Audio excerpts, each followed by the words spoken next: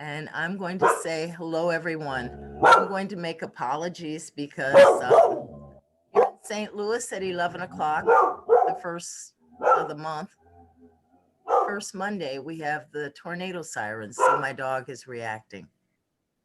So I'm going to bring some peace into this space and ask if we can all take a breath, and I'll light our sage.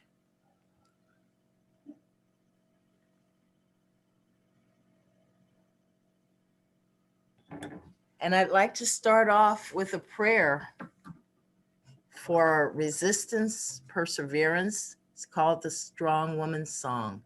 And it was given to some women incarcerated in Canada. And when they tried to band together, they put them in solitary confinement. But they still would sing to each other so that they could be strong together, even though they were separate. So as we talk about the community, that we are in, we want to make sure that whether we're separate, we know that we are together. Strong Woman's Song. Way-ya, way-ya, hey-yo. Way-ya, way-ya, hey-yo. Way-ya, hey-ya-yo. Way-ya, way-ya, way-ya, hey-ya-yo. Way-ya, way-ya, hey-ya-yo. Way-ya, way-ya, way-ya-yo. So Native Women's Care Circle would like to send you peace and welcome you to Selling the Circle. Sales, marketing, taxes for people whose land and ancestors were stolen and sold. My name is Saundi Kloeckener, and I am part of the Native Women's Care Circle and part of a group called Rebirth. And we're talking healing the roots, the traditions that we have as people of color, Black and Indigenous women, peoples. And I am here I'll just do it traditionally. Kamama Indishnakas, Wabashkipanesi Indishnakas. Mainganin Dodam. I'm from the Shelagh African heritages, and I am here at Cahokia, Indojiba, Cahokia, in the St. Louis, Missouri. And I welcome you all and would like to present to you my co-host, Dr. Darshan Elena Campos. And if you'll take it from here, I'd appreciate it.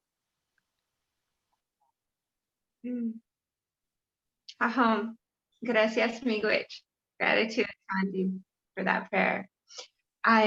So I want to welcome everybody who's joining us today and just share a little bit about why we're doing this event at this time, a little bit about the series and who we have gathered, and then we'll do introductions to our presenters and our main questions. So a lot of us have been at the front line of movements for decolonization for centuries, really. I'm on a small island called Boriken in the Caribbean. Colonizers renamed it Puerto Rico. It's a small archipelago. And there's not a lot of way to maneuver in the world sometimes when you're trapped within these systems, and it's not unique. And these are conversations we've been having in Native Women's Care Circle for a really long time, and I've been a part of in many other spaces, including for movements for prison abolition and for survivors of intimate violence.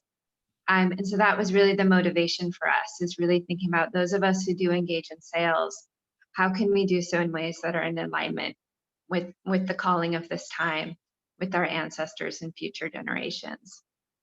And so I want to start with an introduction to myself a little bit more, and then move through the presenters that we have. And then we're going to have a land blessing. So again, my name is Darshan Elena Campos. My pronouns are she and her, and I'm on the island of Boriken. And I'd like to now pass this to Kassie. If you could introduce yourself, your pronoun, and the land that you're on, and then we'll move to Shelagh, and then we'll move to Kwincey, and then we'll move to Sherry. Awesome. Yes, I am Kassie Kussman. I use she and her pronouns. I'm a silversmith. I'm currently residing in Albuquerque, New Mexico, which is Pueblo territory. I think that's all of it.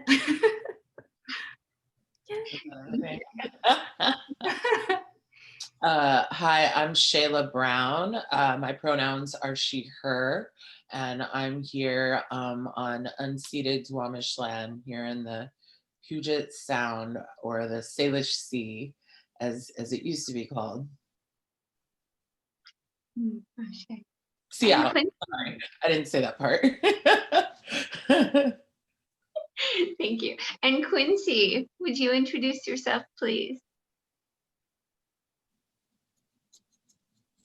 Yagwait ni wage shelter, ganyak kyono ni wakwanzota. Hiet ni wanzage ni wakdoga. So hello everyone, my name is Kwincey. I am Mohawk Bear Clan. I am calling in from Six Nations Reserve, which is Haudenosaunee territory, and I use she, her pronouns. Thank you. And Sherry, can you unmute yourself, introduce yourself, and offer us a land blessing, please?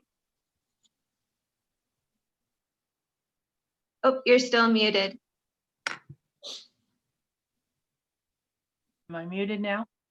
Okay. We can hear you. Okay. Good morning. My name is Sherry Taluc. I am presently residing in St. Louis. I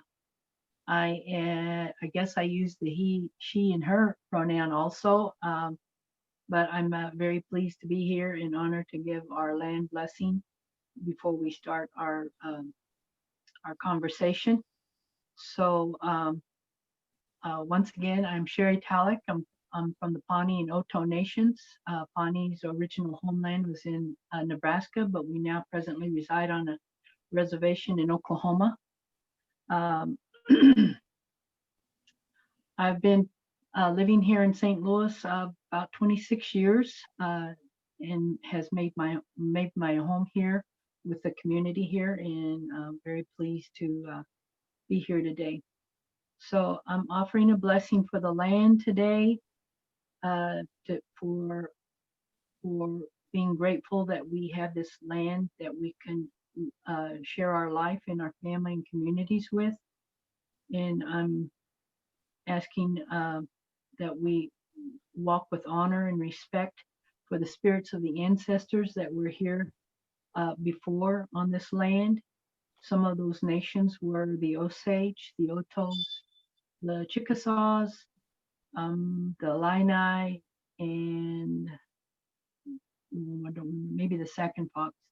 But anyway, I'd ask that we always remember to tread lightly and respectfully, and ask for blessings for our journey as we walk this land, and I ask for prayers for our ancestors that came before us, and prayers for the young ones that are coming after us and those in the future. I'd like to always ask for prayers for Mother Earth, and prayers for the water, for the healing of the waters of the world, and ask that we show gratefulness to Creator for the spirit that is within us, and that we are always open to His wisdom and carry it with us every day. And thank you for sharing.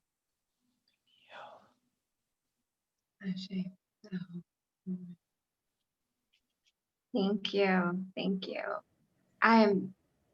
So what we're going to do for our first question is we'd like, again, for our featured speakers, so Kwincey, Shelagh, and Kassie, if you could, Kwincey, if you could share a little bit about why beading, why this calling, what is it that you do, and why?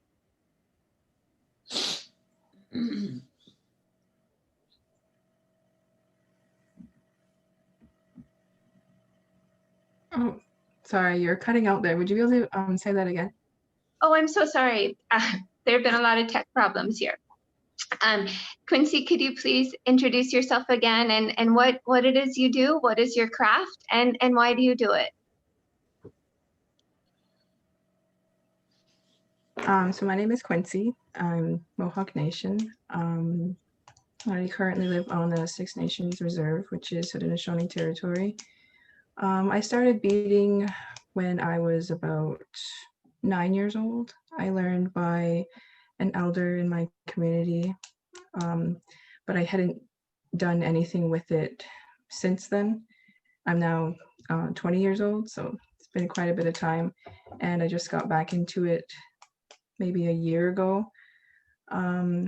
It was just sort of a way for me to connect with my culture, and it's something that I've always wanted to learn and be able to teach to my younger siblings and for when I have children. So yeah. Thank you. Thank you. Shelagh, can you share a little bit about why you work with herbs and plants? Sure. So that's just one of the things that I do. I would like to make it very clear that I've been an artist and textile worker my whole life, and I've pretty much like made my living outside of the mainstream workforce and the tax system. So I currently work with plant medicine and do a lot of justice work in healthcare and the natural healthcare community. But plants have just always been a part of my life. I didn't realize it at the time, but growing up, you know, my mom was an herbalist. She never called herself that, but I think a lot of our parents and elders and grandparents and ancestors were all herbalists, you know, because plants were just part of life, right? And it's how we have always survived and thrived. And I grew up in the inner city in Kansas City, Missouri, actually, close to where a lot of you are. And I actually grew up working in, and this was in the late 70s, early 80s, before it was, I would say, colonized by white people. I grew up working in farmers markets and flea markets and swap meets and fairs and just everything. So, you know, my mom always had gardens in the inner city, and my dad like brewed beer and sold it in the neighborhood. And I just kind of grew up with that spirit of hustle, like survive, support yourself outside of the, like always have something, even if you're doing something in the workforce, always be, you know, doing something else. And my father got really ill when I was 19, and I just watched his demise in the mainstream medical system. And he actually was experimented on in a Jim Crow clinic in Kansas City in 1949 as a 9-year-old child when my grandmother took him in for ringworm. Which, yeah, so I saw, you know, what the medical system really is, and it just really pushed me further into my plant calling of like, okay, I already incorporate so many plants into my life. Let me just learn more and figure out a way to like share it with us and reclaim a lot of these practices that have been stolen and but that are still really close to many of us. So that's the short.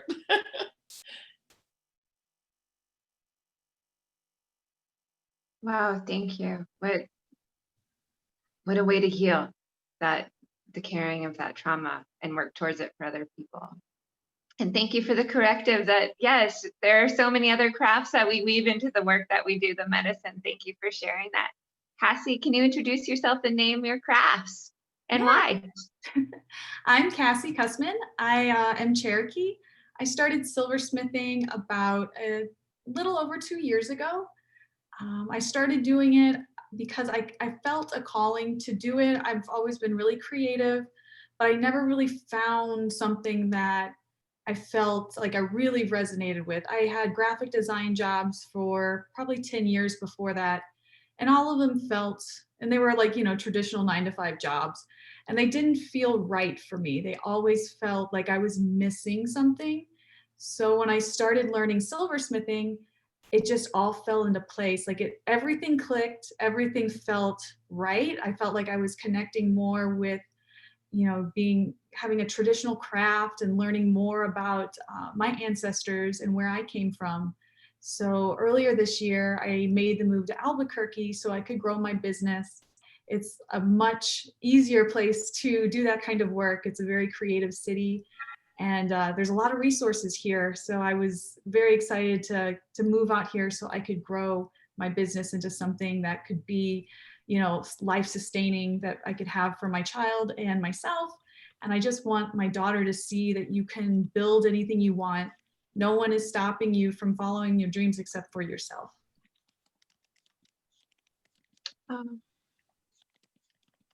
Wow, thank you. Thank you. May you and your daughter and all the people around you succeed in that and following that calling. I want to, a lot of us are engaged in really, a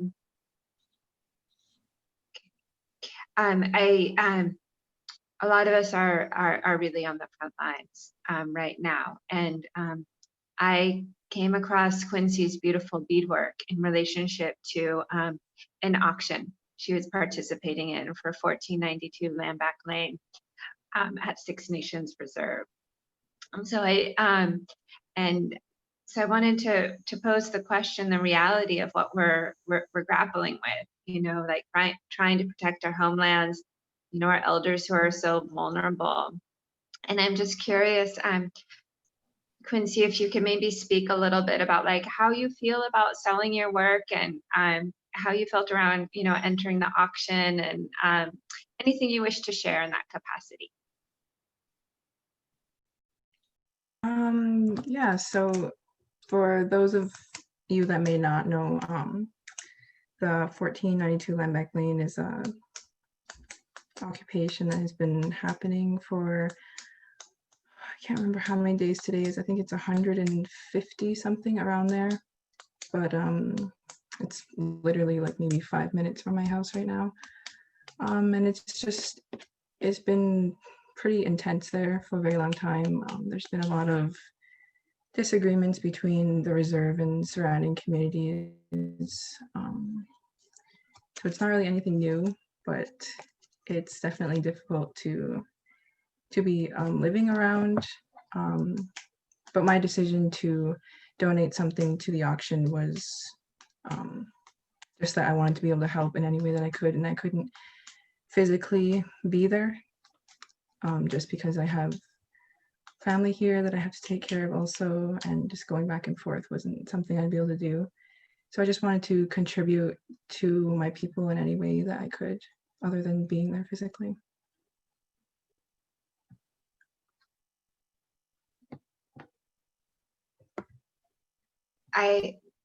May you be safe, and may you be able to care for all the people within your home and your community. Being on an island first colonized in 1493, I've been, and my earliest mentor was Iroquois, Mohawk, Tuscarora. And so I've been paying a lot of attention to what's happening, and I'm very grateful for the leadership in the context of such difficulty. Thank you. Shelagh, is there anything that you would like to share about like how you, anything in response, or how you feel also about selling to people who aren't necessarily, right next to you, don't necessarily share your context, your heritage? Yeah. Thank you, Kwincey, too, for speaking to I wanted to just point out the fact that there's just many ways of resisting, and being like physically on the front lines is not the only way. We all have our place. And I just always want everyone to know that like, you're not any less valid if you're not out there, like physically putting your body. There's just so many different roles that we all play, and caregiving and artists and all of these different things that we do are just as important in our movements, in our resistance movements. For me, I think selling things has, like my art, has always been this struggle between, well, I should be compensated for what I'm doing and I need to eat and survive. And I don't actually want to commodify my art at all. Like, I don't want to have to be dependent on my art for financial survival, because then it becomes something different. And I went through this. I actually was a textile artist. I had a hemp clothing business for about 15 years, from when I was like, yeah, 18 till my early 30s.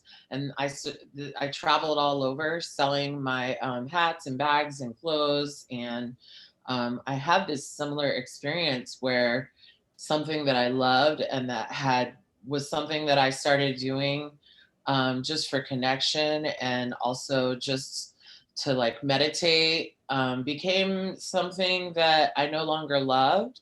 That was a job that it just changed a lot of my relationship to, like, because crocheting was my main modality, and it really changed my relationship to crocheting, to the actual act of it. And so that was something that I've been really intentional around with medicine making. Actually, selling medicine is really hard for me because I don't ever want it to be just completely commodified. But I always want to share my medicine with folks. And for me, I'm a writer as well. So I'm able to, take a lot of what I do and commodify it in that way. So that for me has worked a little better, being able to like work with people clinically and then write and then just share medicine with my community, is kind of what works for me. Literally for over a decade, people have been like, why don't you have an herbal medicine company? And I'm like, because I don't want an herbal medicine company, because medicine making is something that I enjoy. And I just don't, I know plenty of, I've worked for herbal medicine companies and I know plenty of people that have them. And I just don't want to do that. It's just not something that I want to do. So not saying not saying I'm opposed to selling medicine, selling and trading, because I do that. But I don't know, just once it's like, oh, this is a company, and yeah, I don't know. It's just really hard for me, having been through that with like one thing that I love. So trying to navigate, okay, how do I do this and share all that I have with everyone without it turning into this just like capitalist thing that I end up not liking, not enjoying, that actually doesn't like fulfill me, that's not meditative, that's not medicine for me. So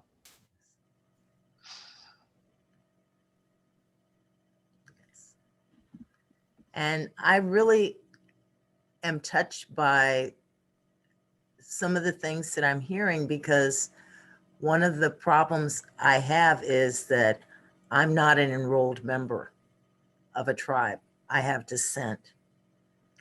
And I am not selling my wares. I am, for our community, I'm making medicines, and I'm trying to do things that teach other people how to make medicines and how to make themselves well, because I'm an educator. I'm more of a forager than a grower.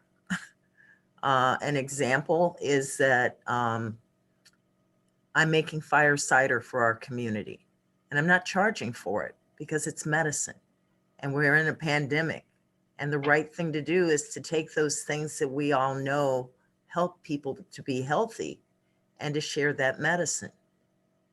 But recently, I had one of our community members ask me for some makwa mashkiki, some bear root. And it wasn't for them, it was for someone outside of our community. And what I told them was that when I use that medicine, I put out a spirit plate and I ask that plant and creator for, the blessings of their medicine, and I don't take it for granted. But that person who's getting it maybe is not thinking that way.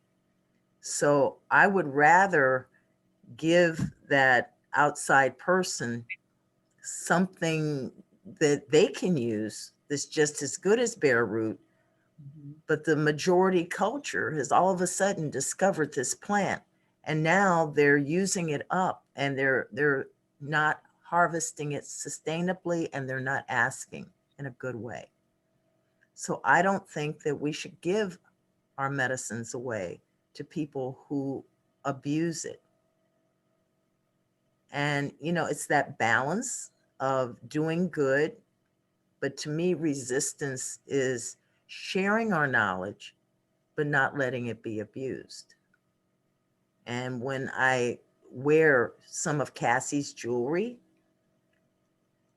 I wear it to have power. I wear it with the energy that it was made with.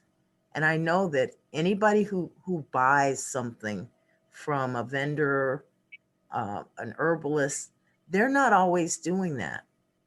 So with us in the urban setting, we have that conflict of, you know, who's getting our things? How are they using it?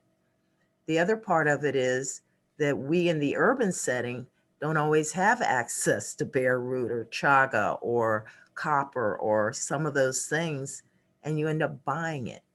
You know, you might buy something because you don't have access to the things to make it, or the teaching, because there's a disconnect.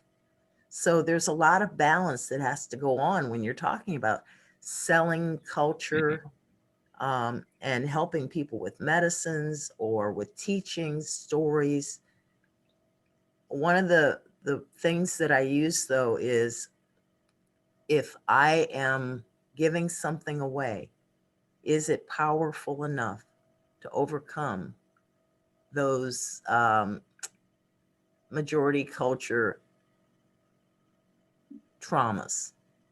Because the same way that, like, being able to be taught to bead when you're a little kid, that's because we not only have historical trauma, we have historical wisdom. And when that beading that you do is passed on to someone, it's healing. So that's what I'm looking for. That's the way I kind of balance it.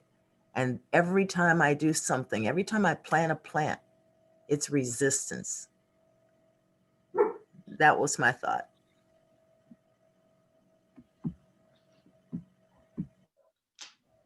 Kassie or Sherry, is there anything that you would like to share here?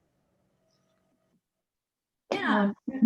Yes, I agree with Shelagh in the sense that when you find something you really like to do, and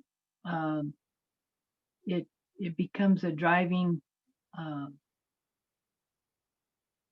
force of wanting to make money, it loses some of that passion.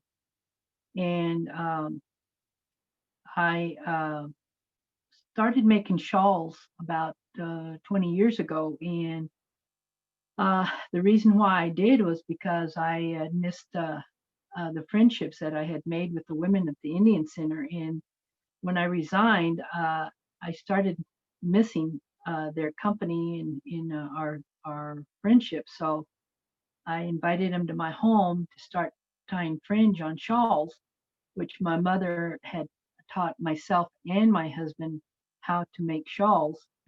And so they were glad to come over. We enjoyed being together, tying fringe. We watched Indian movies, and it just was just felt so great to be reconnected with them. And then my husband started buying equipment so that we could actually go sell these shawls. And one of the things that most people were really surprised about when they came to our booth was the volumes of shawls that we had, because you know, before then you couldn't go to a powwow and find very many shawls for sale. A vendor might have one or two hanging in the back or whatever, but there wasn't a whole lot. And our booth was just full of shawls. But it was because my husband and I were a team. He fringed and tied, and I decorated and trimmed them and appliqued them. And the lesson I learned from my auntie that was a shawl maker was, at first we thought, well, we'll just make plain shawls, and then that way people can decorate them the way they want. Well, we soon found out that people don't have time to decorate. they want you to decorate it and are willing to pay to have the decorations. So, so in other words, so in order for our shawls to get out there, we had to do more work, which was decorating and applicating them. And it was a very creative process to come up with designs for those shawls. But one of the things that I've always kept part of this whole process was keeping the spiritual connection of knowing that that it was Creator working through me in my craft, and that I was always mindful that these shawls were meant to go home with the people that needed them. They were the ones that the shawl was meant to go home with, and whether they could pay or not was not the issue. And as the years went by, our process had evolved so well, and we were very proud of our shawls. So we, whenever people would compliment us, we would always say, yes, we're proud of our product. We're very proud of them, and we love doing it. And that's one reason why we never got a website, because I'd always heard of how people had a wonderful product and they went on a website and then it landslided on them and the demand got greater than the supply. And I never wanted that to happen, because I didn't want it to become a money-making, driving product or a company. I worked full-time for all those years mostly, and so I had a limited amount of time to do it. And so I found time in the wintertime to decorate the shawls before powwow season would come. And so that was, you learn the different areas of your process that you need to adjust to. And one of the things that always made us more motivated to make shawls was that when we'd have, after we got out there for a few years, our customers started knowing us and they'd come back and they'd buy our shawls, and they just loved our shawls because they were a quality shawl. And there were times when they were going through hard times, or there was sickness in the family, and they really wanted a shawl, but they didn't think it was proper to, be spending money for something they really wanted. And so as they were at our booth, I just knew that, I knew that it would be best that they go home with it, that it was meant to go home with them, whether they could pay or not. And in a lot of ways, people didn't know how to accept that goodness, but we said, hey, just pay whatever you can when you can. You need to take this home with you. And over the years, we started getting thank you letters of how our shawls had been such an impact on their family situation, or the health of a loved one. And if they came back the next year and told us about it, we'd always tell them, well, it's not our shawl, it was the Creator working through us for this shawl to do its work. So that has always been our most grateful reward of doing the shawls. And plus it gave me the skill to become a better seamstress. My mother was a great seamstress. She worked for a tailor, and I never could complete a sewing project. I barely made it through the 7th grade home ec. But when I was getting discharged from the Army and I was pregnant, I needed maternity clothes. So necessity was the greatest teacher. I had to make my own maternity clothes, and that's what pretty much got my hands on the sewing machine. Thank goodness I had my 7th grade home ec memories. But yeah, if you told me I was going to do all this sewing years later, I wouldn't believe it. But I've been very grateful, because we have been proud, and I know we have shawls all over the country. And I would see people who have bought our shawls, and they look beautiful in my booth, but then when they go home with people, I've seen them thrown in trunks, and they're just rolled up on the chair. And so one of the things I tried to do before they would walk away from the booth, I would try to instruct them on how to wear the shawl, how to fold it when they're not dancing with it, and especially young little girls, because they my husband loved to tell the little girls that as they outgrew their shawl, one of their things that they needed to do with that shawl was to gift it to their best friend. And so these were the kind of rewards that we experienced as our time through the powwows. And we mostly sell our shawls at the powwow. And we did take custom orders at home, but our greatest joy was being able to be at the powwow, and we made friends with other vendors. And yes, our vendor friends sometimes are our best customers. So we like to have that reciprocity relationship with everybody else at the powwows. So that was my joy of doing shawls. Thank you, Sherry. Oh, that's so rich. It also speaks to me of some of the generational differences. You and Saundi being retired, and some of us, I'm 45. But not only do I have no savings, I have no retirement to look forward to, and I'm fine with that because I've been called to do other things. Yeah. But we have different positions and needs, and I'm curious, Kassie, is there anything that you want to share in this capacity for anything? This is so rich. Yeah, I mean, I definitely relate to having a business, like turning something you're passionate about into a business. And I really thought hard about it because when I started making jewelry, it was just for my friends and just for family.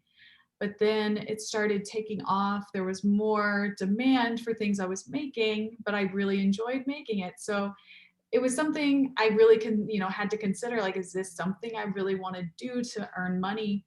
And the answer was definitely yes, because through making jewelry, I've met so many friends, I've made so many relationships with people, and just being able to educate people about the process, the traditions, and just doing it in a good way and letting others see that.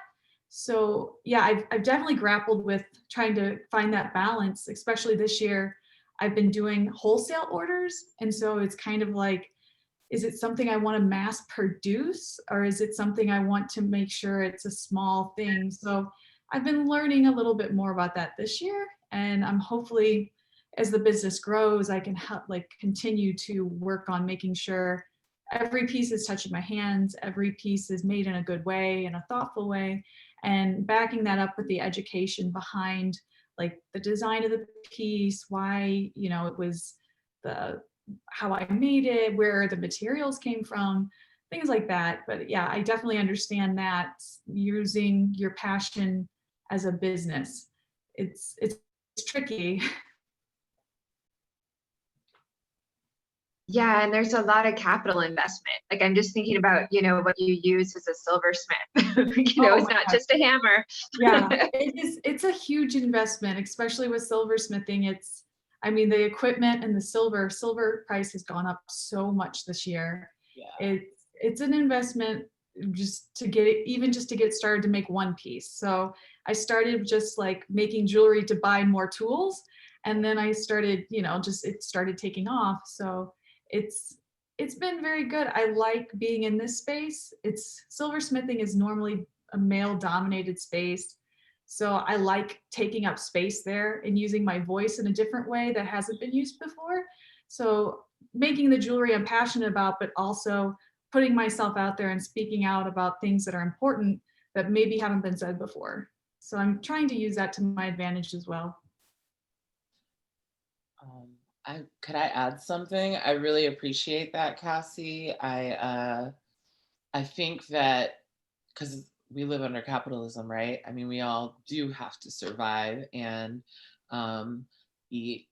And I think that you can absolutely, if you have, that intention behind it, create a business that doesn't end up feeling bad, right? Where you're like, oh, wow, this is the dream. I'm doing what I love. And also sharing it with so many people. And I think that's really important too, because as we know, particularly as Black and Indigenous people, they're going to take what we do regardless. of whether we share it or not. So we should be getting compensated for it. They're going to take it, and I mean, it's never going to be right. It's going to be all, you know, appropriated and altered. And that's going to happen regardless. So I feel like there's this resurgence of a lot of us taking our shit back, essentially, and saying, no, this is ours. And, you know, that education piece is so important. Like, this is why I'm doing what I do. This is the history around it. This is my connection to it. And I think when you do go about things in that way, that you can, you know, maintain a business that is, you know, in your heart space, and that doesn't kind of get out of hand to the point where you're like, whoa, what am I doing? You know, and I think it really is part of that reclamation as well, because all of our, you know, all people of color, all of our culture historically and presently is co-opted by European people. It just is, you know, it's all throughout all aspects of mainstream media and culture. And, you know, it is up to us to be like, hey, this is actually mine, and this is how we do it, and this is why. So I think that's really, really important.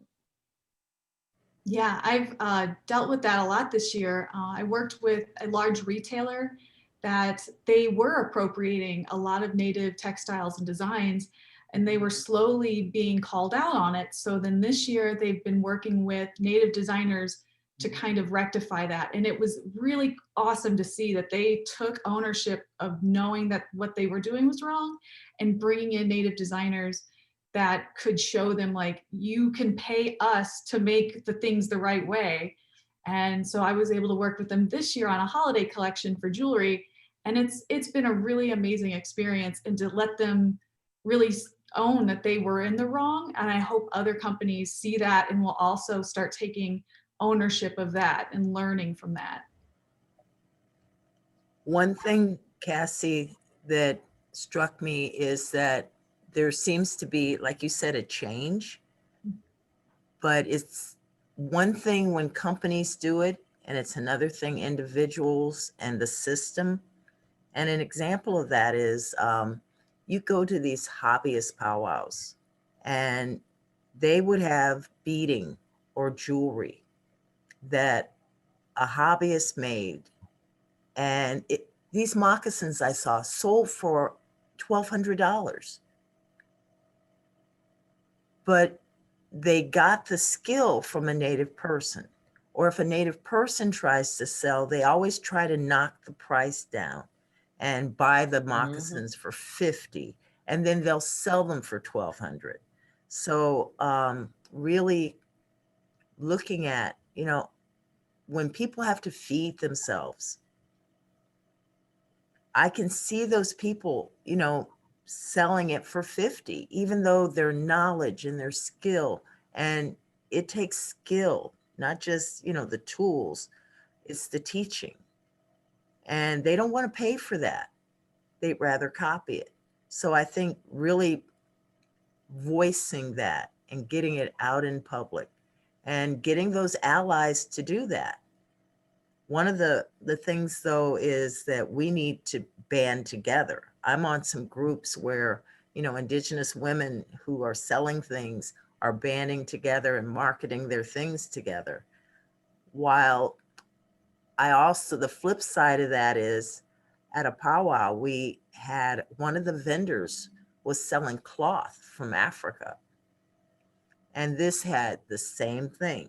This was beautiful, woven and designs, and none of the native people would even look at it because it wasn't theirs, or they would try and talk the price down, you know. And I went ahead, and because it's integrated in me, I'm a blended person, so I bought some of their cloth and used it on my ribbon skirt.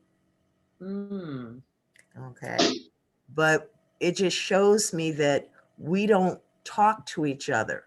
We, in Missouri, we have Black farmers that are trying to do trade routes, And they're not aware that we have native farmers here in Missouri too, and include them in the trade routes. And that's one of the challenges we have, is that we've been taught by the majority culture to be singular, because they know that if we band together, we are badass, okay? And just getting that relationship worked out is going to be hard, because there's so many things we're colonized about, and helping each other is one of them, you know? And I think the people who are going to lead the way are women, women artists, women farmers, women educators. Women are going to lead the way, because we know that as we pull ourselves up, we reach a hand back. And that's what needs to happen with our young artists like you, is we need to have people that are allies, and we need to have people that are making those steps in to pull you guys in with us. That was my thought. Thank you. I really I want to echo and also say thank you for raising to some of the tensions among people of color. It's including within Indigenous communities, like whether we're you know, recognized, have tribal enrollment.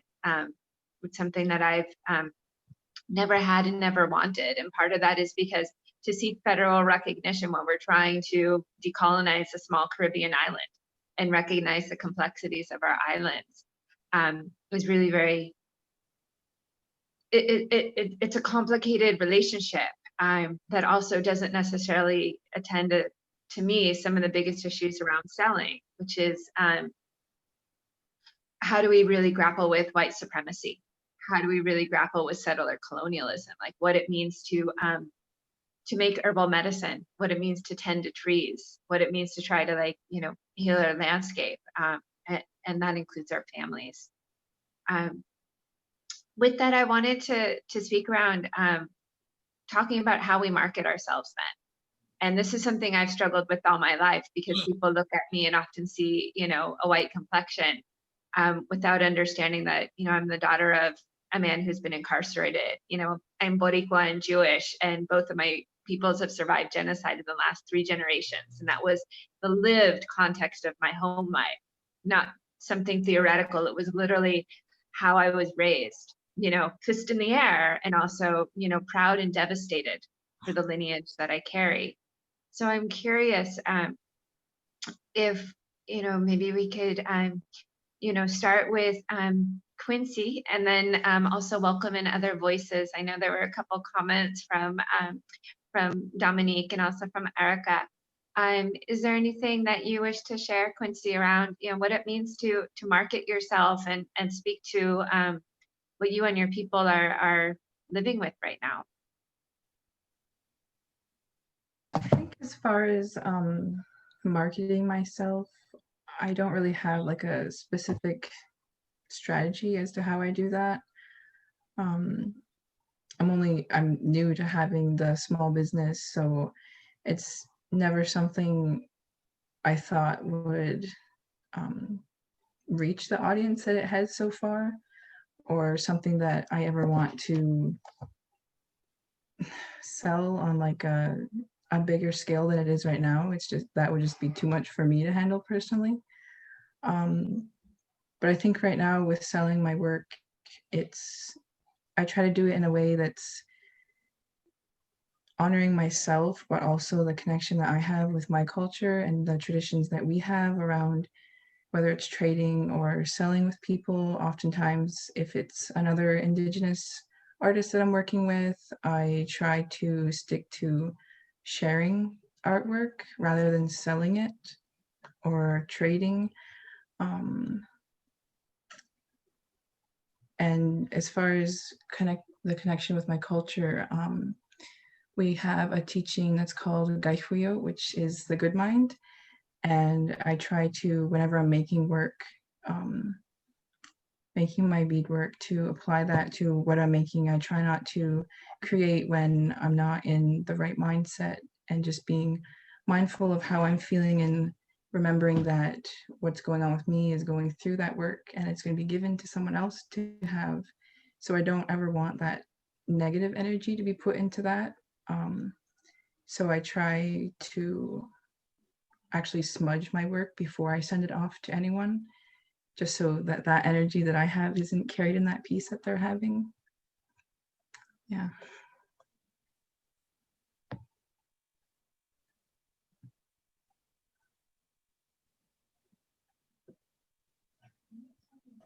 Darshan, you're muted.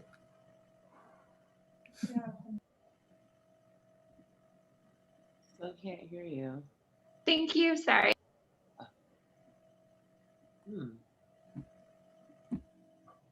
She doesn't know she's muted again, does she? Ah. No, it keeps going. Just tech woes, you know this. I'm just saying, if anybody else is interested in sharing, please feel free to step in. Dominique, I know you made a comment. Erica, we welcome your voices as well. And this is kind of what I've been waiting for, because we've been talking about this from a very indigenous point of view. And I know that I also know that one of the ways that people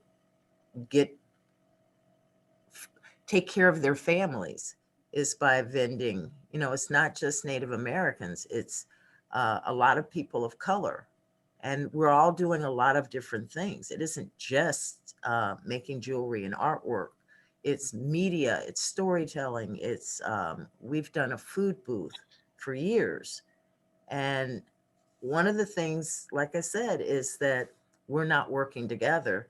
The other thing is that as we're doing this, especially in the past, like for Sherry and I, we had to jump through so many hoops just to get out there. You know, this department wants 150 for this, and this department wants 150 for that. And trying to get around the government rules and regulations compared to, say, like a vendor next to us was from a restaurant, and they would bring trucks, you know, have a van and just bring their food in. But the rules say that it has to be made on premises. And that's what we're doing. And we're having to pay all this money out to get the licenses to do propane. And that's from the fire department, and the food license from the health department. And we're just a prayer group. You know, we don't have all those resources. And then this restaurant pulls up with things that's been cooked at their restaurant and they're selling it. And mass producing, you know, they can turn out a lot. So we've had to find methods to fund ourselves, and we've had to find methods to go places where we don't have to jump through as many hoops. Sherry was saying, you know, they're not online. And with the conditions now, that's a big disadvantage. It's really hard to sell things at a powwow when you don't know how to do the new way to do things. Like at the socially distanced powwow, the vendors are all online. So there's lots of other issues that I hope that like Erica and some of the others will jump in on, whether it be, you know, how to get around all the government things, or that whole thing about us not working together, you know. And I'm gonna go ahead and say it like it is, that we can be across the street from each other, whether it's Black or Indigenous or Puerto Rican or Asian. And if we're not working together, we're pulling in different directions, and nobody's gonna do well. Sure. I would like to speak to that relationship, and I agree, but there's a lot of work that needs to be done before we can just work together. You can't just claim unity when there's a lot of wounds that have not been healed, and a lot of accountability that hasn't been taken for how we may harm each other, or how one group may position themselves over another to have a little bit more privilege. So we definitely have to, like, that has to be dealt with before we can just come together.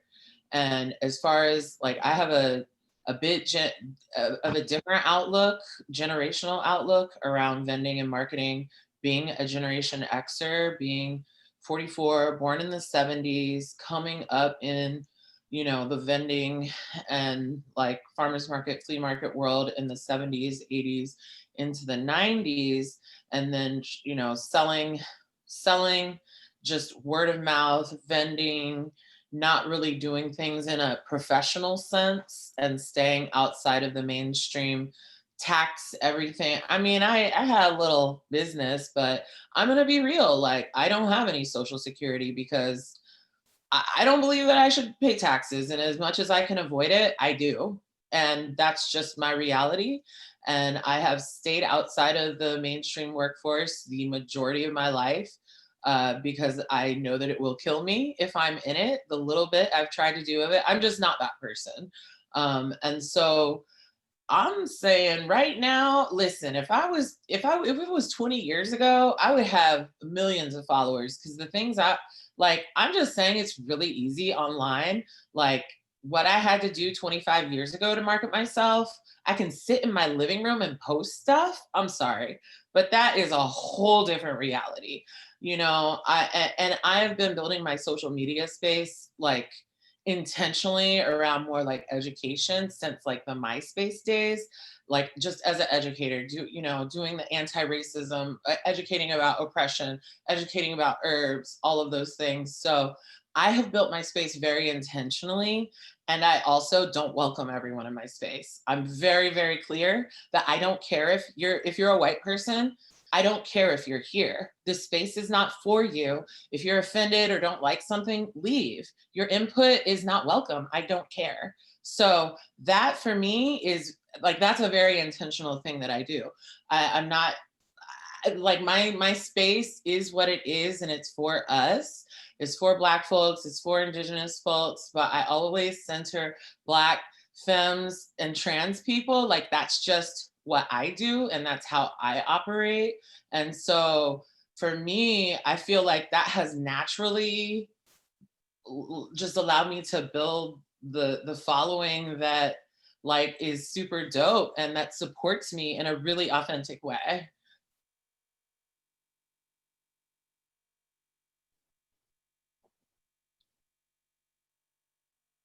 Yeah, that's something I just, Shelagh, I love about your voice. You make no apologies and you never should.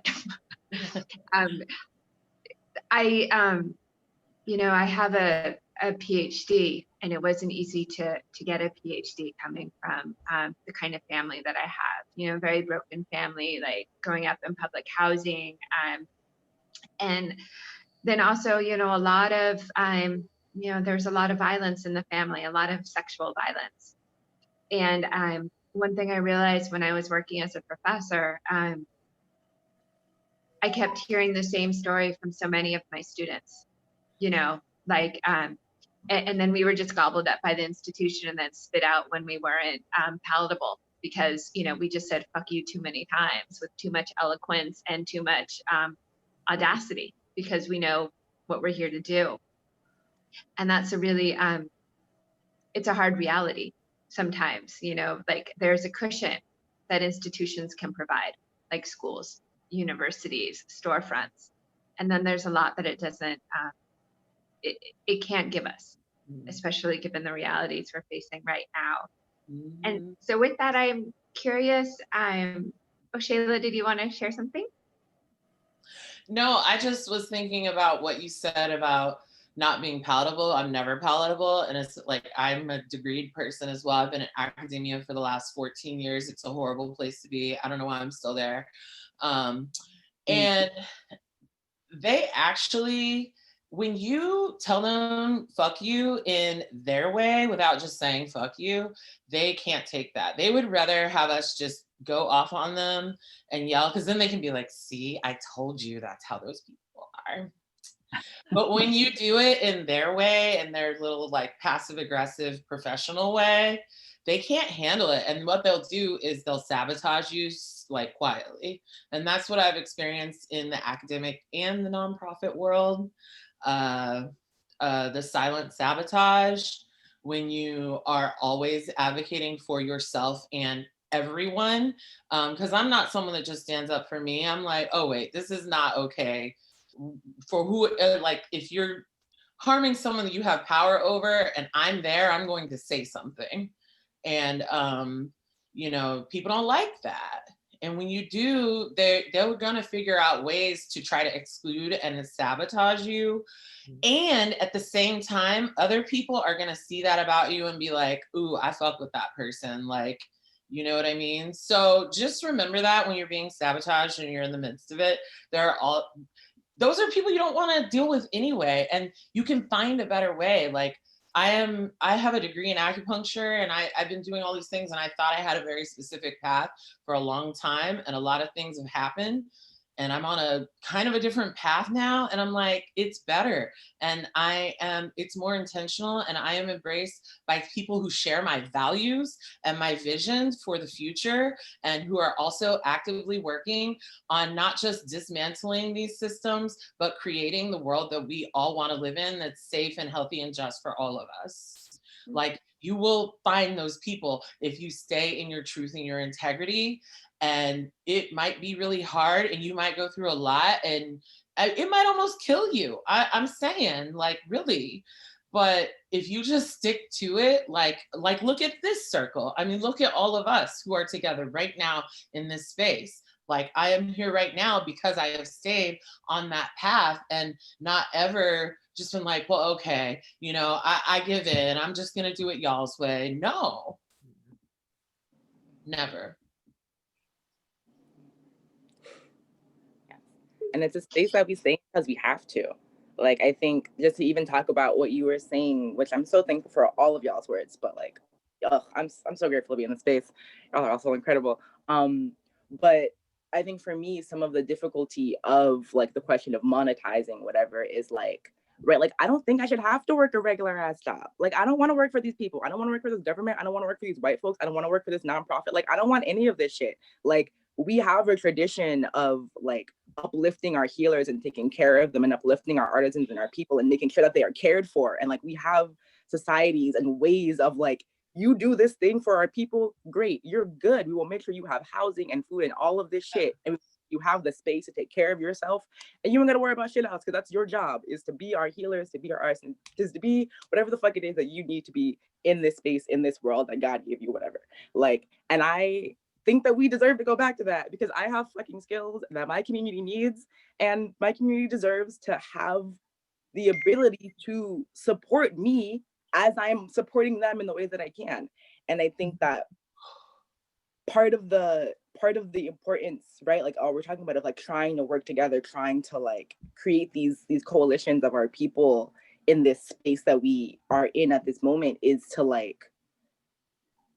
try to me, I think, is to try to recreate that as multiculturally and like as really as possible, right? Like, how can we make spaces where Black herbalists and Black like healers are uplifted in line with other Indigenous healers and other healers of color, in all of these spaces where we can all support each other, because we're so trained to think in a scarcity mindset, and it's really not true. And I think that for me and like my generation is like something that we really need to like move through. Like, I think especially like we're trying to, right, there's so many of us, I'm sort of new to this business game. A lot of us are sort of like trying to like take the things that we care about and like put them into the world in a way that other people will see. And I think that it could sometimes feel that the internet is kind of oversaturated.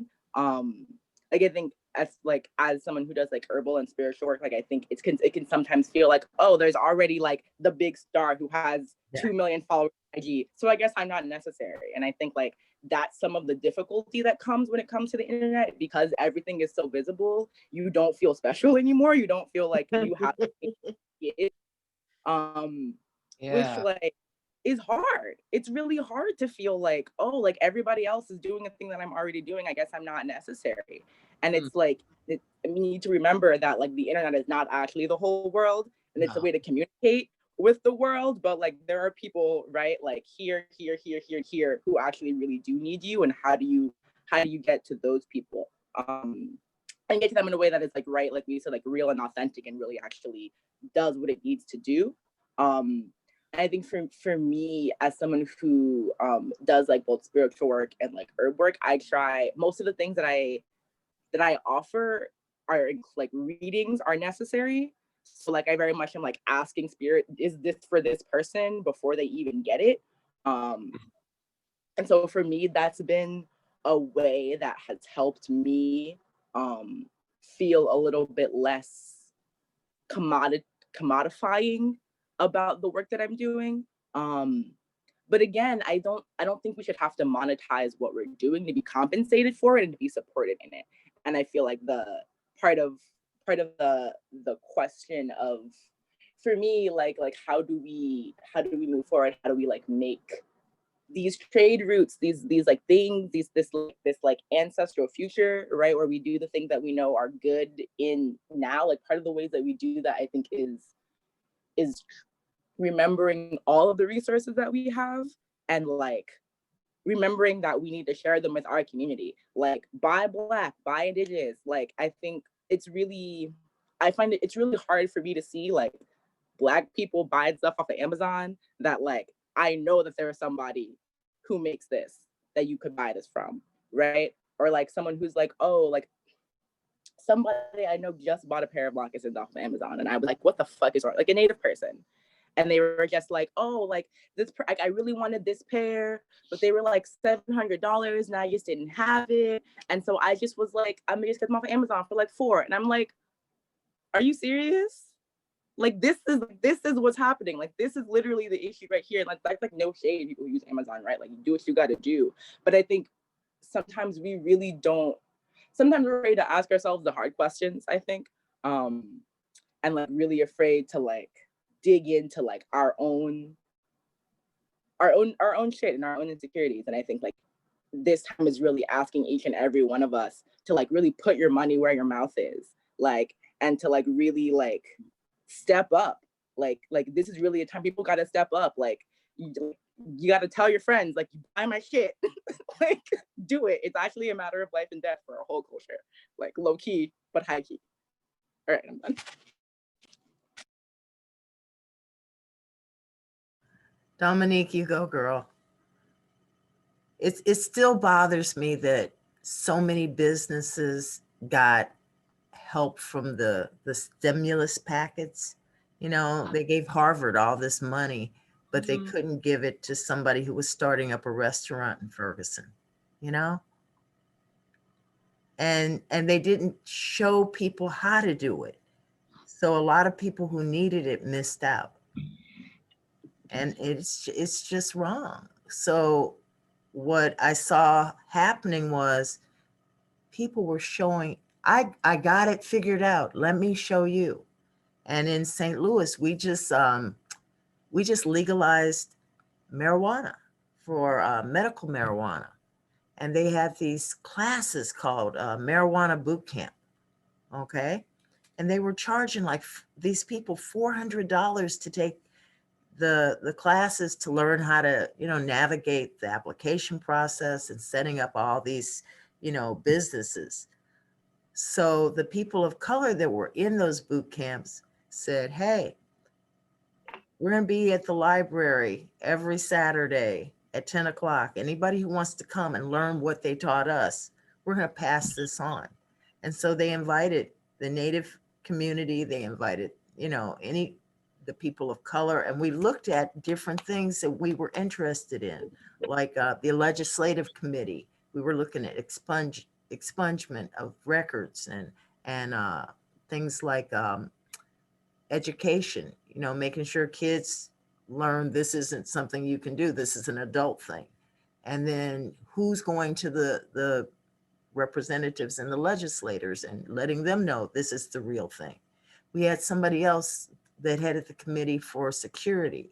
The business around security with marijuana is unreal.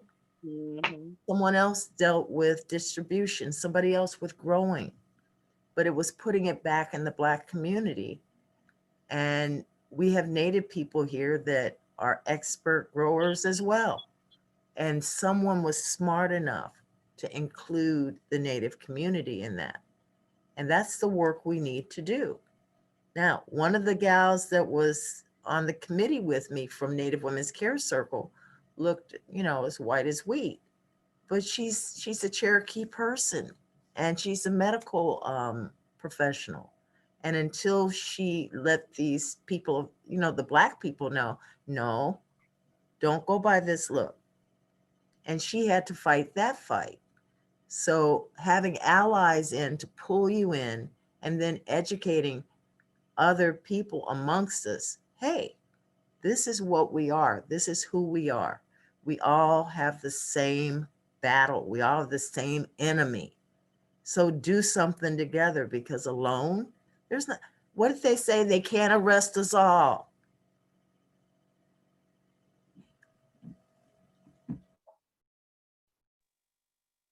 But they So- arrest the many.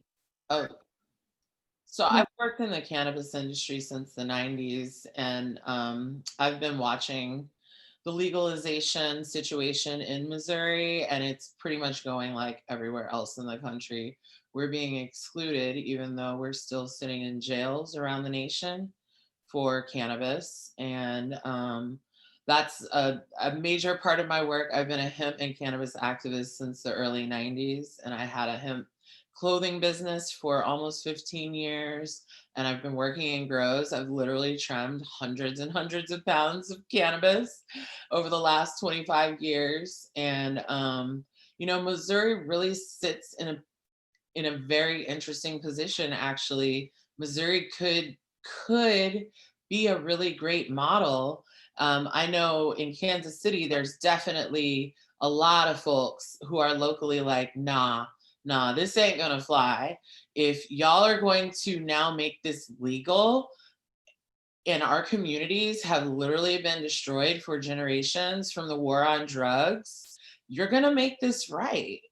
And I have a good friend. She's a Black and Asian person. She lives down in Compton, and what the work that she does, and she's state funded. She does a lot of work in the community, but her main thing is getting people out of prison, getting Black and brown people out of prison who are there for cannabis, and getting them set up with legal businesses in the industry. That's what she does. And that's what we need to be doing.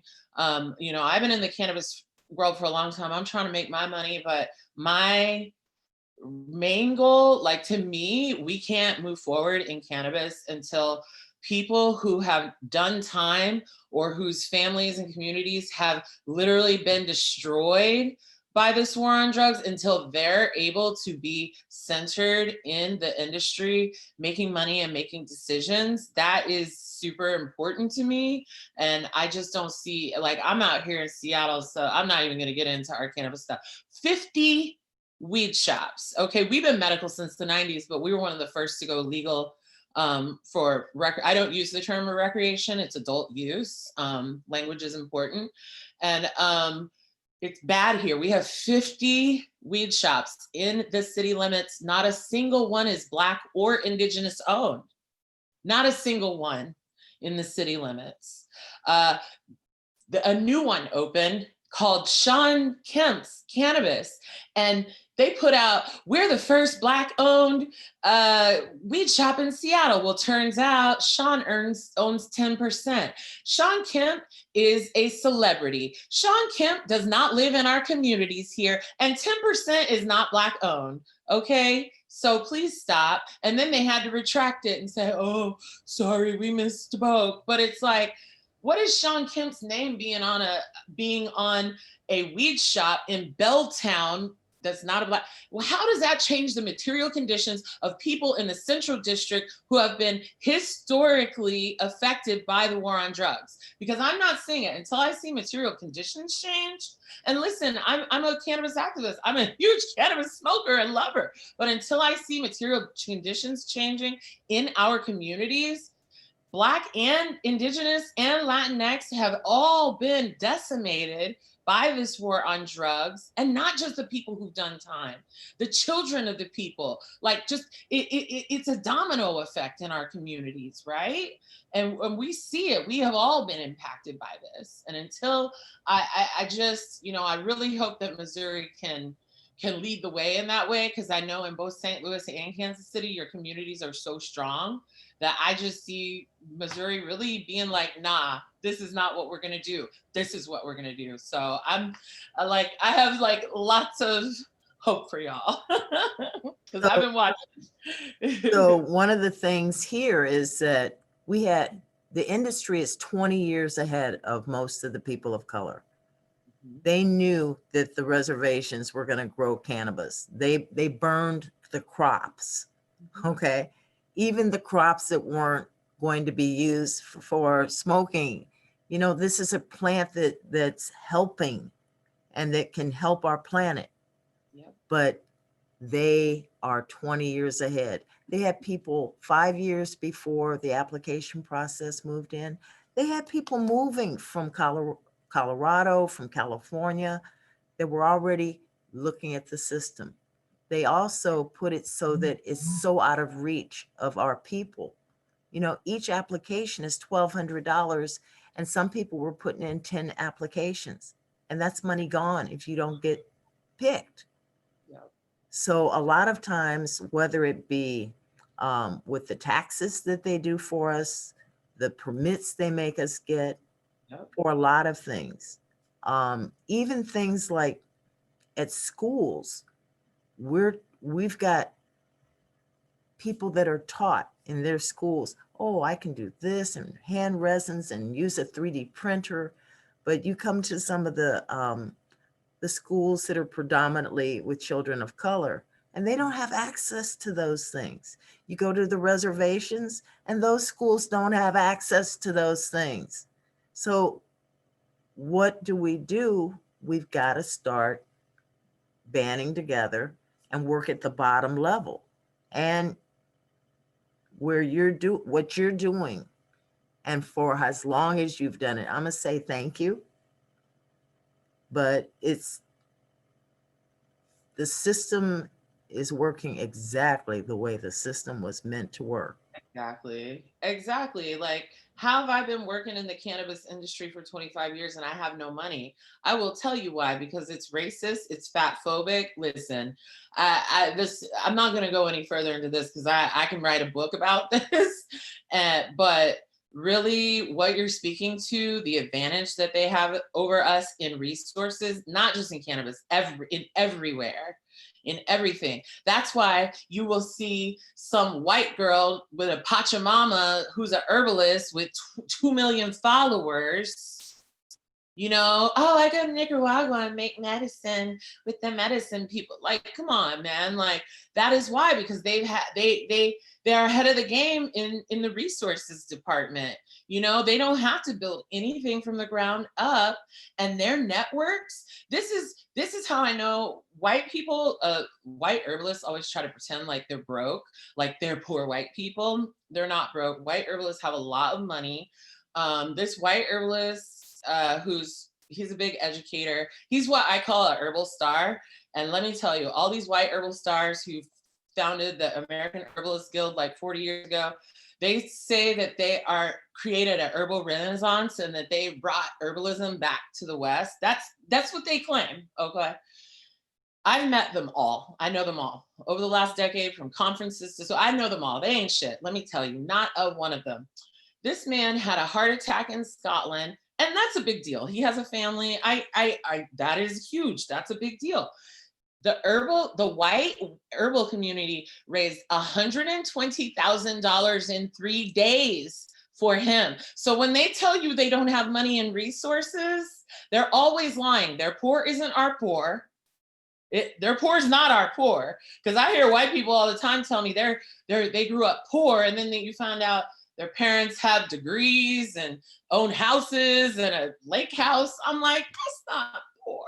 I don't. So to me, the most important thing that we can do is take their resources. We don't need them. No, seriously. And that's what land back is all about, right? That's what reclamation is all about. It's not, we don't need y'all's help. We already know everything that we have to do in our communities. We have all the wisdom, all the knowledge. We just need resources and money because y'all have extracted that. It's not even you giving it to us, it's you returning it. Like, there is no amount of reparations that you can give to Black and Indigenous people to make up for what we're still experiencing, the violence that we're still experiencing here in Turtle Island and, you know, all around the world, really. So for me, like, extracting those resources from their community, like they've extracted all of our labor, all of our brilliance, all of our excellence for hundreds of years to create this false system of scarcity. To me, it's just about taking it back, and we already know what we got to do. We just need the money and resources. I mean, Saundi, that's what you're speaking to completely. Like, we got everything we need but the resources. So take it back. That's where I'm at with things. And I want no input from them whatsoever. No, you're not my sponsor. Either write me a check and walk away, or we have no business together. No, I don't want to be partners. No, we don't do that. And I know it's hard, that balance, and I'm from a different era. And one of the things that Sherry was going to speak to is that they have, the dog's going to bark in a minute, I apologize, but they have land being given back to the Pawnees, okay? And it's revolving around food sovereignty. And the corn that they had put away and hidden in Oklahoma wouldn't grow in Oklahoma because it's not from Oklahoma. She's Pawnee Oto. And I told her that I would get this point in. The corn grows in Nebraska because that's where the corn and those people are from. So they ended up, Sherry's family is involved in that. So basically it means that her cousin Deb Echohawk had a relationship with somebody in Nebraska, and they started growing corn for her as a personal favor. And then it spread out to the Pawnee Seed Preservation Group, and the tribe supported it.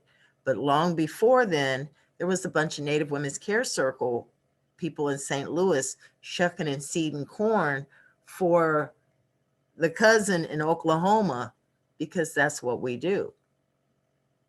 And now some of those farmers are giving the land back to the Pawnee because that's the right thing to do. But it came from those personal relationships. So sometimes standing with your fist in the air isn't always the thing. Sometimes holding space is a way to do it. And as we hold space for you, you know, we people that were born in the 40s and 50s, we held that space. Now we want you to put your fists in the air. We got the space held for you. Step up a little bit, step up a little bit. Just like, you know, Sheila's been holding space and it's about to blow up, but it's not blowing up right. I don't know if it will be right for my grandchildren. But if we don't hold the space and step up, they'll have to start all the way back at the beginning to get back up here. And genocide is still going on, whether it be through, you know, the school to prison pipeline and drugs and experimenting on us and literally having people killed still. The genocide is still going on. Slavery is still going on. So I don't want to start all the way back at the beginning. So you young ones, we're looking to you for something. We're looking for you to put your fists in the air when you have to. And it might be little step up. But we got to do this because that's the thing that, from my Indigenous point and from my African point, I know that we are concerned with 7 generations ahead of us.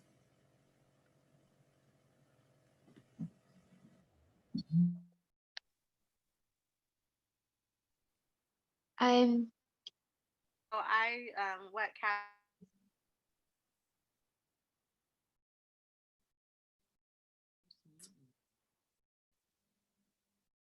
a very have my bachelor's and my master's and as long as I could remember, I wanted to educate, I wanted to teach. It actually runs in my family on both.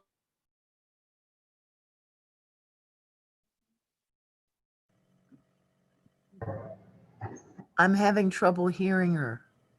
Yeah, I'm not hearing. But guess what? We're not majority culture. We got time. We can wait. Thank you. Can you guys hear me now? Yes.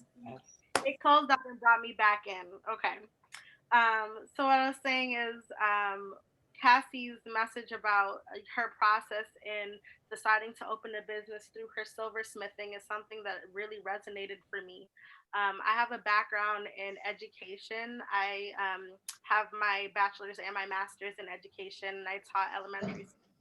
I left that I left schooling because I got tired of feeling like I had to fight, scrape tooth and nail to offer my community and offer the kids in my class what was best for them and best for their families. And I didn't. So I live in and where I live in Connecticut is very interesting because Connecticut, a lot of people, when they think Connecticut, they think they think it's rich. But where I live, predominantly immigrant population. And so that's the community I served. But to see every single day the barriers that were imposed on the community, and then those who try to fit the community, like they would die if she stayed in those roles. And that's really what I felt was like, this is going to kill me. I cannot sustain this. Um, and so part of what I did is, um, then I went to graduate school so that I can understand I do these things and do what I know I was put here to do without having to interact with that system. And so I took a lot of like urban planning courses and because I've always had in my head a vision of homeschooling and then opening up those services to like other members of my community, and then I just have this vision that it would fall into like a system of community schooling, and then that would grow into like a more self-contained community where we could really embody the values that our people have always held true to, things that intuitively and innately without having to be taught, right? That we reclaim and we remember because we know that we are not in alignment with the way society has tried to program us and have us to. I eventually be like, there is no way for me to do this within this system. I have to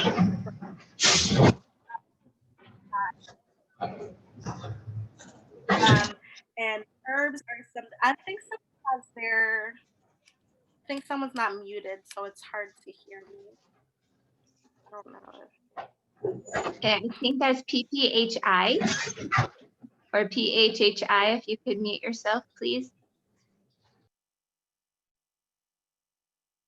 Thank you.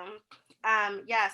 So are something that I've always worked with, that my family has always worked with. I'm West Indian with heritage and with the Kalinago people who are indigenous to the Caribbean. And so I grew up with all kind of bush teas, and no matter what ailment you have, no matter what your, emotions are doing, your mental is doing, there's a tea for that. And so I really started leaning into those things, and then I got into tarot just for myself, and then people started asking me to do it for them, and it took me a long time to decide to open that up and share that gift with other people, because I couldn't figure out like what the exchange needed to be. On one hand, I didn't want to charge for these things because it's medicine. I didn't want to charge for these things because these are things that our people have always turned to sustain us. But at the same time, like, it takes energy, it takes time. If I'm doing this and I know that I don't want a boss, I don't really want employees. I low-key don't even want coworkers, to be completely honest. And so like how do I do this and sustain this? And so at first my prices were extremely low because, like Kassie said, I was only making enough so that I can keep my supplies stocked so that I could create more. And part of me felt like it would be wrong to charge, the prices that these colonizers and these imposters charge and make a profit off of it, because again, these are things that we should all have access to all the time. But then I had to sit with myself and say, if I'm given these gifts, why should these gifts not be the thing that sustains me? And that's really what it was for me. Like, why should I not be sustained by things that I love? Work, like I don't believe in work. I believe in things that yeah, they sustain you, whether it's, monetarily, whether it's your spirit, whether it's emotionally, whether it's mentally. And I feel like I should be able to get all the sustenance that I need for this life and need to support the people around me through the gifts that I've been given, by the creator, the things that I was born with, the things that my ancestors have passed down through generations. I should be able to sustain myself in all manner of the word with those things. And so when it comes to pricing and marketing, that's something that I always have to remind myself and that I remind others. And right now this is my second round. I'm going into my second round of teaching a course on like just divine feminine energy. And it's really just about like embodiment of yourself, like fully embodying yourself. And I have all of these like supplementary resources and stuff that I create and that I send out to enhance the making sure that people can really sit with and work through this information. And my mentor was just like, when I told her the prices and everything that I'm offering, she was just like, she was like, I don't understand. How are you offering this at this price when this is the worth that you are providing? And I had to really sit and say, I was going to offer it 3 times a year. And it's just like, this is the last time I'm offering it until September, because between now and September, I can't hold back what I'm doing because I don't want to raise the price, but also I have to raise the price to honor what I'm offering. This is something that, if this was, I don't know how many years ago, there would still be a high price to take it. It just wouldn't be money, right? You would have to have an energetic exchange. You would have to go on quests. You would have to go out into the wilderness and what I'm saying, and do all these things to get this knowledge. But that's not the world we live in today. And so it's hard for us sometimes to raise our prices, because the fact is there's no monetary amount we can put on the things that we offer that would truly honor what it is we're offering. What we're offering is priceless. What we're doing is priceless. And so I just have to sit with it every time. And one of the things that I've done that helps is I joined, I think there's 3 other, Afro-Indigenous women who also have these sorts of businesses. And we joined together and we made like a virtual marketplace.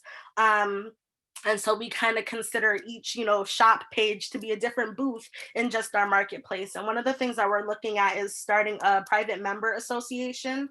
And it makes it so we are protected legally.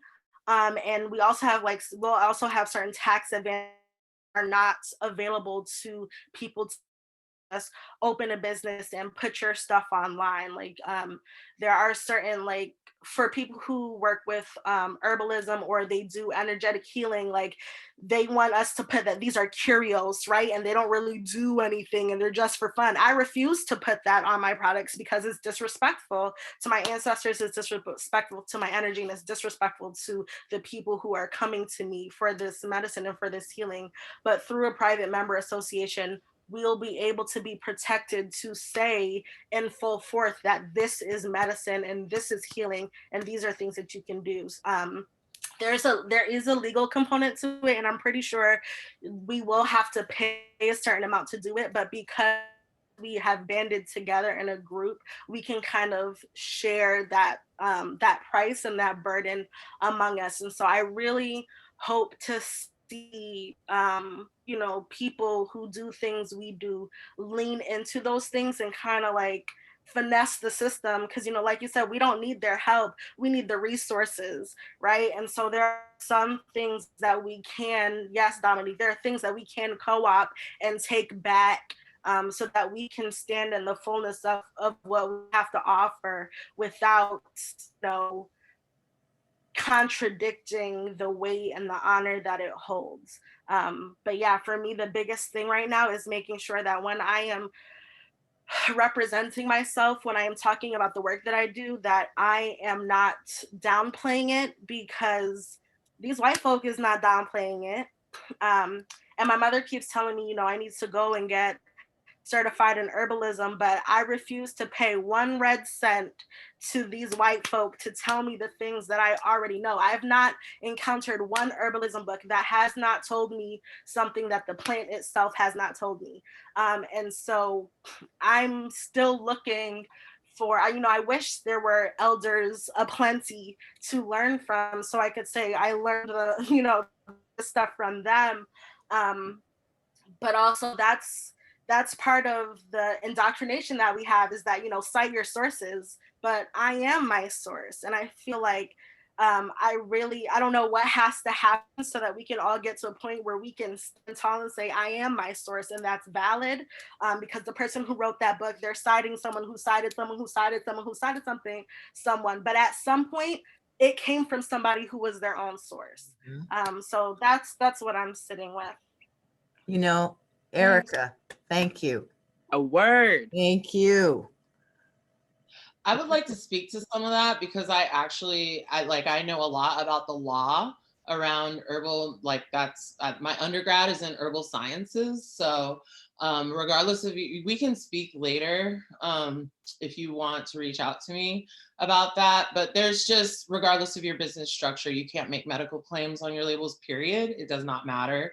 That is just the law. So I just want to, I just want to let you know that, because you will get in trouble if you start making money. They will come for you. And what you're saying about us not having elders to study with is really, really important. Here in the US, we don't learn herbalism traditionally the way we've learned it for hundreds and thousands of years. We have to seek out education. And I agree with you that it's all in our DNA, but I also, training is important, because you need to learn how to understand the body and be safe. And so safety is really, really important, and you can't learn safety from books. You just can't. You need that training from people who have experience. And so whether or not you want to go the formal education way, or the apprenticeship way, that has to happen. You know, if you're just making herbal products, that's one thing. But if you're working with people beyond spiritual and actually treating them for medical problems, it is unsafe to just think you can go and do that without a lot of study, like a lot of hard work to learn the body in as far as how we treat the body with modern medicine and with all the medicine that humans have in our you know, knowledge. So, you know, that is something that here in the US that a lot of us struggle with. And that's why I got the education that I did, because I'm someone that prefers to understand things for myself. And I don't want to read, oh, well, this said this. I want to understand it for myself. I want that practice. I want that experience. I want to know every aspect of the body, anatomically, physiologically, so that I can connect that with the traditional way. You know, I'm a researcher, I'm a scientist as well. So like, for me, it's like, a lot of what I do is melding that like modern with the ancestral.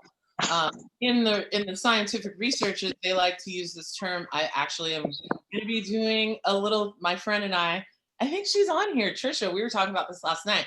We're going to do a live or something about the term anecdotal and how it's used to diminish and deny our actual like body of evidence. Like, so you're going to tell me that a medicine that's been used for 2000s of years effectively, that's not evidence, but your little research study in a lab, that's valid? Come on. You know, it's just a multitude of ways is pretty wild. So you know, when it comes to that kind of work, yeah, you can reach out to me and we can have conversations all day about this. Like, Erica, I'd love to speak further. And just want everybody, please mute if you're not talking, because I just get a lot of feedback. Sorry. So I would love to speak. Oh, go ahead. I'm sorry, Saundi. No, I was going to say, I think a lot of people on here are dealing with the same things, and it's good to hear about what people are doing. But just know that there are also connections being made, and that's why we're here. In St. Louis, we've got an herbalist group, virtual, and we've got a food solidarity group, and we've reached out and we're connected with some people in Louisville, Kentucky, and using solidarity economy as the basis. So there's a lot of trading, and these trade routes were always there, and they took them from us. When I'm up in Minnesota at the Great Lakes and they're using cowrie shells for their practices, where'd they come from? So our trade routes need to be reestablished, and not just physical trade routes, what we're doing right now, reaching out to each other. So I interrupted someone and I apologize. Add in, jump in, y'all. Not an interruption at all. No need to apologize. I just really wanted to speak to what Shelagh and Erica were saying, because as someone, I've been practicing sort of herbal things for about 10 years or so, which is weird to say for me, because I'm 26 and it always feels weird to be able to say that. But that was so much. So I have a degree, I have a bachelor's in theater. And I got into sort of really hardcore, quote unquote, like medical sort of trauma-based, like physical-based herbalism, as opposed to sort of spiritual herbalism. Not really as opposed, but you know what I mean. Sorry. Got into that because I was doing a lot of activism work, and just, I hate chanting. I hate walking in unison. Those things make me feel weird. And I was like, I need to do something that feels real and necessary. Not that that's not real and necessary, but for me, it just was not feeling aligned. And I was introduced to a group of folks in DC who were street medics. I don't know if anyone has heard this term, and I just wanted to throw this in there as an educational tool, because I've been trained as a street medic. I've been working as a street medic for about 6 years, and street medics are sort of like a national, international coalition, very loose, of folks who really believe in medicine for the people, whatever that means to you. And so I've been trained by folks who are EMTs, who are trained doctors, who are trained nurses, who are trained surgeons, informally, quote unquote, but rigorously for many, many years. And those have been trainings that are made to be as accessible as possible, but are rigorous trainings. Even to call yourself, quote unquote, a street medic at all, which is to have sort of layman's first aid knowledge, you need a 20-hour intensive training that is usually in person and usually includes actual like scenarios and training modules. Just to say that it is, for me, it has felt like a space, like spaces and places where I could bridge that gap of fuck the government, of fuck the system, and also, right, training is necessary, and also experience is necessary, and also knowledge is real and worked for, and we need to like uplift that.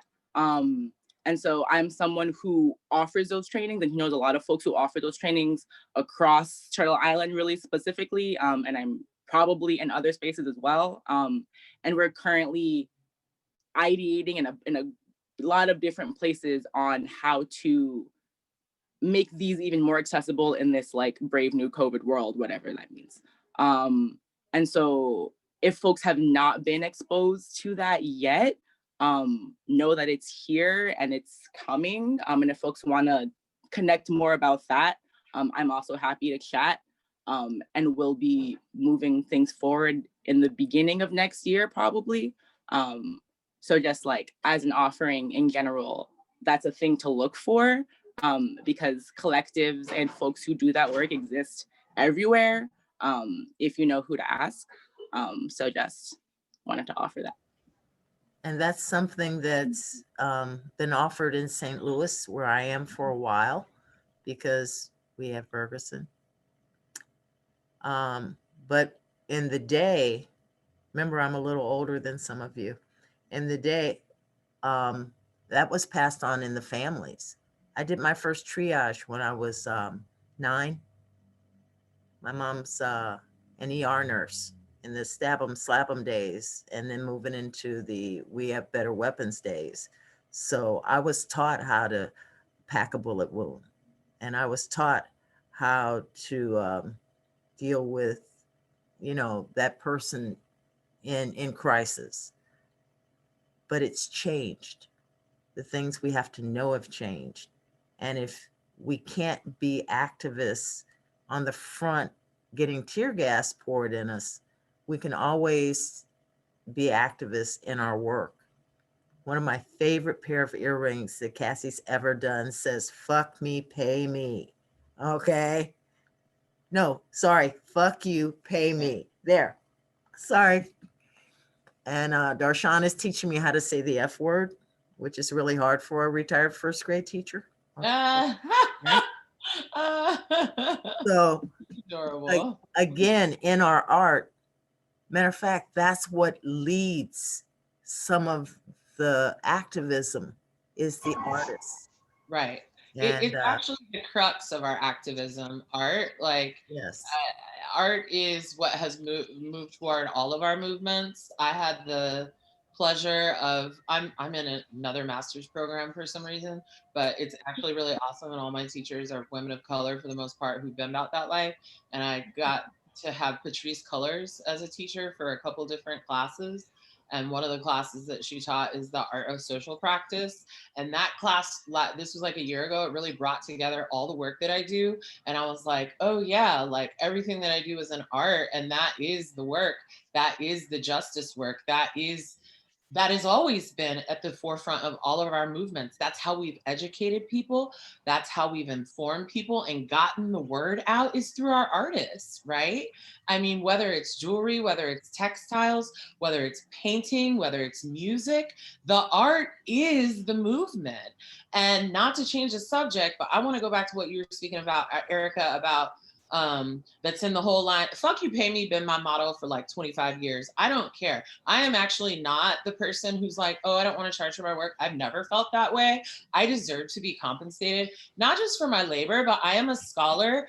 I have been farming, growing plants, studying, and I have a medical degree, and I have worked really hard for my knowledge. So when you take my workshop or when you do a herbal consult with me, it's not just that hour or two that you're getting from me. You're getting a lifetime of sacrifice, of hard work, of rigorous dedication, not just a weekend seminar here or a book there. Of literally, I have sacrificed so much to have the knowledge that I have, and I should be compensated, and I should be compensated for it well. I should be comfortable, not, oh, well, I pieced everything together. No.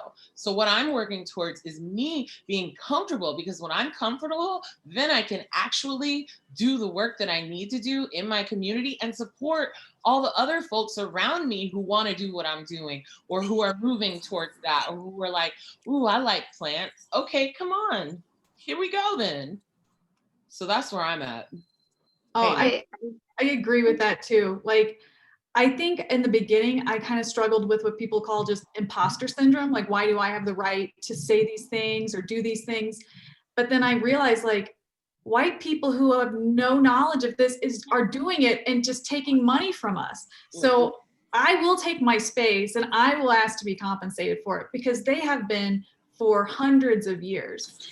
And even now, like, I've struggled with finding artists on Instagram who are non-Indigenous, making replica native jewelry, and they're making a ton of money, and they're selling it overseas to places like Japan and China, and they don't care who it's made by. They don't care if it's Indigenous made. And so they're making bank over there when we're here making authentic jewelry that are in our roots, and it's going overseas to people who don't understand what they're even buying. So I have been working with other Native organizations and groups to work on like educating these companies over there, like, do you know what you're buying is fake? Like, it's just not real.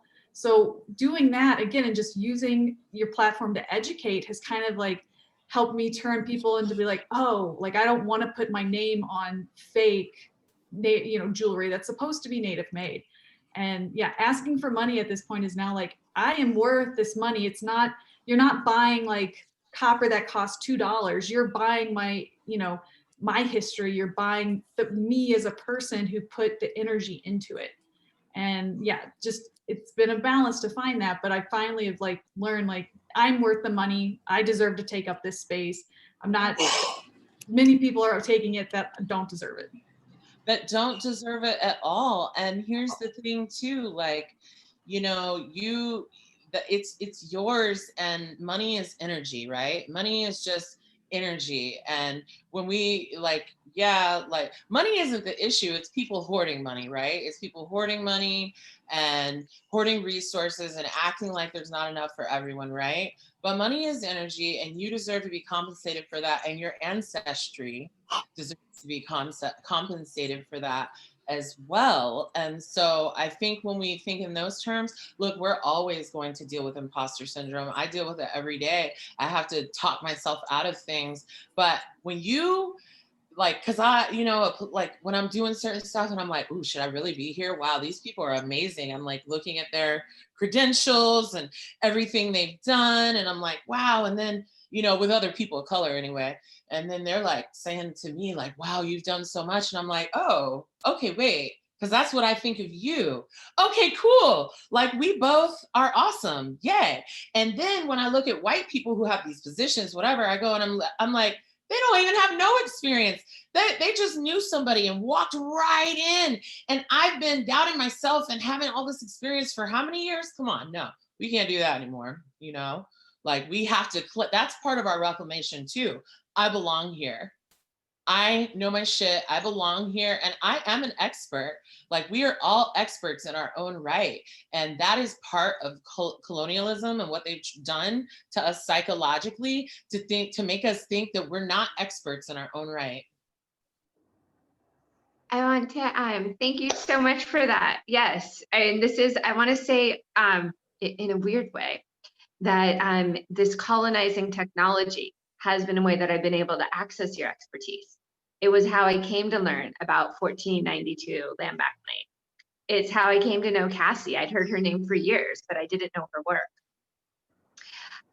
So we're just about at the closing mark, and I wanted to kind of like start wrapping things up. And one thing I wanted to share is I took myself out of the academic marketplace, and part of that is because I calculated my hourly pay. So as a freelancer, providing my expertise as a consultant, I was making $175 an hour.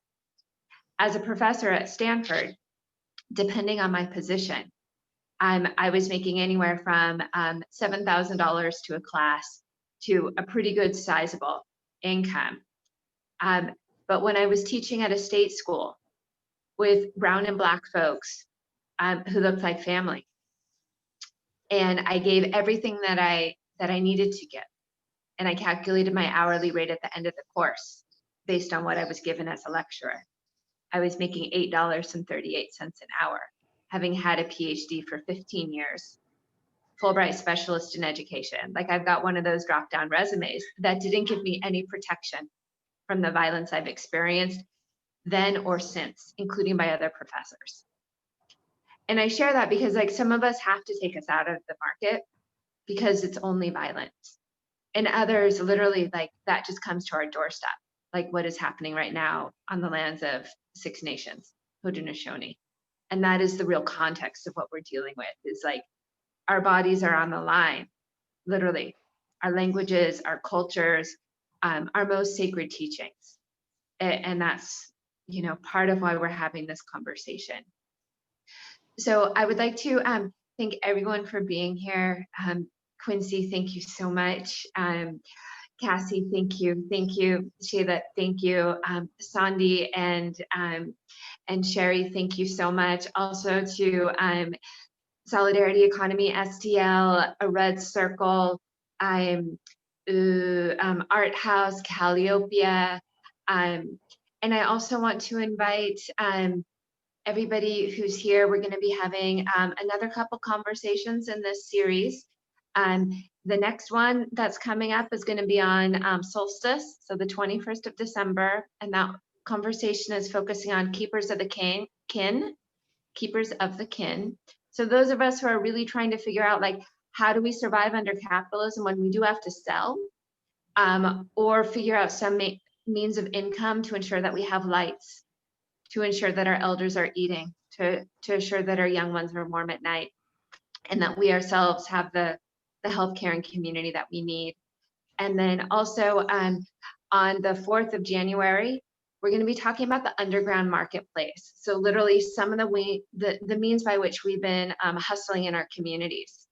So you know, I grew up at the flea market too, you know, and everything I learned about capitalism, I learned from people who were undocumented, uncarded, and pissed off, you know, because that's what the world has given us. If everybody could take themselves off mute and just say thank you and safe blessings, and that would be wonderful. We're going to be closing out. Thank you. Thank you so much. Thank you. Thank you, everybody. Guys. Thank Thank you. Appreciate you all and this conversation. You Wado McWid, Pilamaya. Yakoke, so many blessings. Thank you so much. Ha home, gratitude. Together. Please, everybody come back and share more. We're going to keep carrying on this conversation. There's more voices we need to hear, including right here, and others we're welcoming in. Many blessings. Thank you, thank you, thank you. And I want to add one more thing. If you go to the event and add any questions or contacts, the connections need to be made. We need to reestablish our routes. So if you have a question or something that you want to add, do it in the Facebook event comments, and we will take care of connecting people. Wado. Does the Native Women's Care Circle have a online space, like a Facebook group or anything like that? Or We do. We have a Facebook page, and like I said, we're a prayer group, not a 501, not anything like that. We're just a bunch of women who aren't all women, and we're a bunch of people who are caring in the St. Louis community. It's the only, we don't have an Indian center here. So you can hit up Rebirth, Healing Roots, Facebook. You can hit up Native Women's Care Circle. Some of the groups that are listed on that purple page, I hope that's showing. And remember that someone who was born in the 50s did the tech for this. All right. you did amazing. Okay. Truly incredible. Many Millennial. blessings. Well, and I'm going to say, hold on one sec, stop sharing. And I think we're all ready to go, guys. So we will meet up later. Contact later. I'm going to finish us up with the last two pushes of Strong Woman Song.